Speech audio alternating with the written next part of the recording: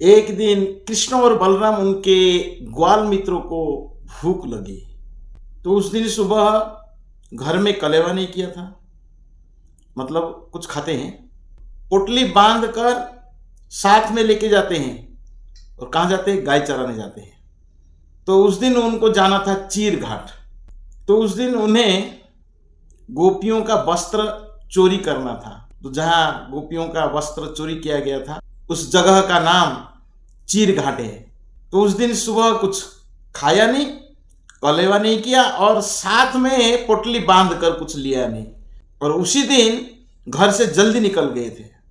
कृष्ण बलराम तो भूखे थे और उनके मित्रों के पास भी कुछ खाने के लिए नहीं था।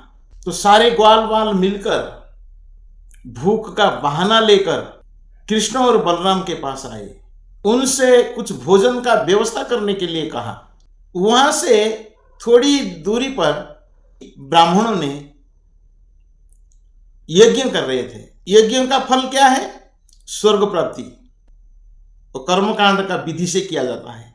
कृष्ण ने अपना मित्रों को कहा ब्राह्मणों से कुछ भोजन मांगने के लिए बलराम जी का नाम कहकर मांगना। बलराम जी का नाम लिया तो भोजन मिल जाएगा। कारण क्या था? नंद महाराज वैश्य थे और भगवान श्री कृष्ण उनके पुत्र थे, तो वैश्य होने के नाते ब्राह्मणों ने नहीं देंगे। किंतु बलराम वसुदेव के पुत्र हैं और वसुदेव क्षत्रिय थे, इसलिए ब्राह्मणों ने तुरंत बलराम जी का नाम पर भोजन दे देंगे।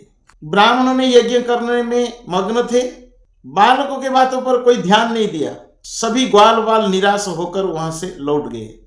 सारे मित्रों ने आकर कृष्ण बलराम से कहा ब्राह्मणों ने हमें कोई भोजन नहीं दिया।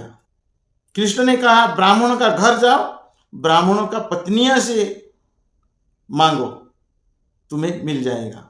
ग्वाल वालों ने सब मिलकर ब्राह्मणों का पत्नियां से भोजन मांगा और ब्राह्मण पत्नियां भगवान श्री कृष्ण के महान भक्त थी। ब्राह्मण पत्नियां तुरंत कृष्ण बलराम और उनके मित्रों के लिए भोजन पकाना प्रारंभ किया और भात और अन्य व्यंजन के साथ उस जगह पर दौड़ने लगे जहां कृष्ण बलराम उपस्थित थे।